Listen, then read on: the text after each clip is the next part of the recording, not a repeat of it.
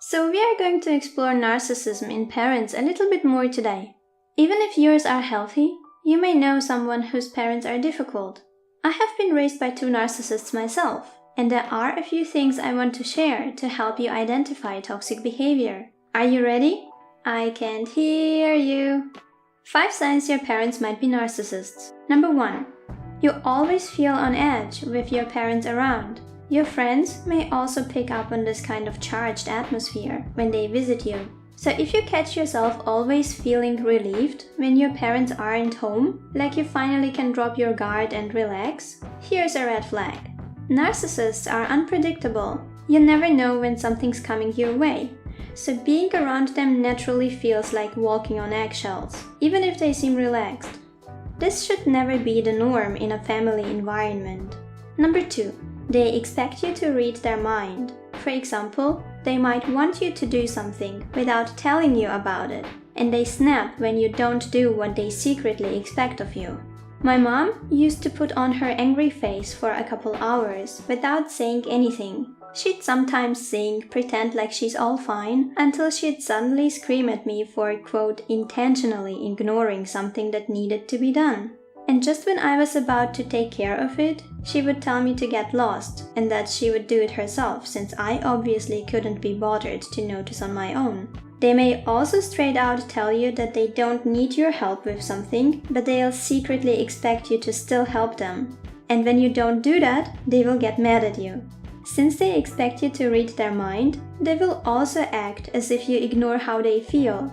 They might act perfectly fine, but then suddenly snap, saying something like, "You see that I'm exhausted and you know I've had health problems for years, yet you still don't lift a finger to help me unless I tell you to." And with help, I mean they expect you to take care of adult stuff, which is our next point, parentification. They might make you responsible for keeping the house clean at all times. They may expect you to help them with their work, to prepare their lunch boxes, to help them with paperwork, etc. If your parents do that, they basically parentify you.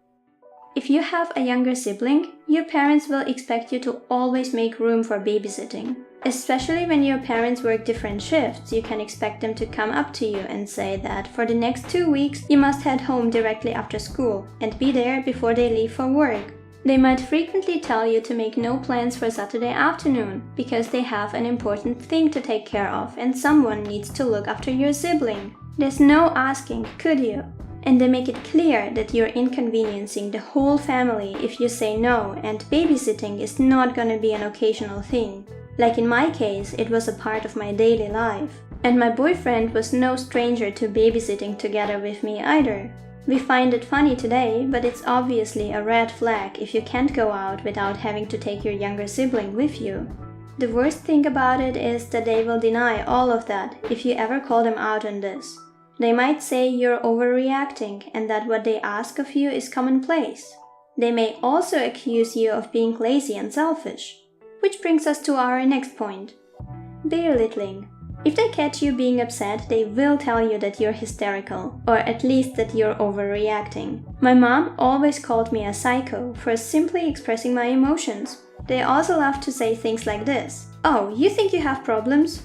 You have none. I have problems. You can't even imagine what real problems are like." They love to tell you how childish and ignorant you are, and that you'll get crushed by the harsh reality out there. You're absolutely not ready for the world, etc. If that's what you hear your parents tell you, treat yourself to another red flag, kid. Ready for the next one? Unhealthy communication patterns. This one alone could probably fill a whole video series, but I'll try to sum it up for you. If I'd have to describe the communication with my parents in one word, it would be slippery. Why slippery? Well, because you just never get the feeling that they get your point. You find yourself explaining what you mean over and over again, and still have the feeling that you speak a foreign language they can't understand. They often ask, "What are you trying to tell us? What do you mean? I don't get what you're trying to do here. You're messing with the wrong people. Stop being crazy." They try to shut you up if you make a valid argument. But they are also quick to change the topic, twist your words, or put words in your mouth. It's like they lead the train of accusations, and you end up running after them, trying to explain yourself and prove their accusations wrong. Yet they always find a way to escape your arguments by quickly shifting your attention to what you're doing wrong and how that makes you a terrible person.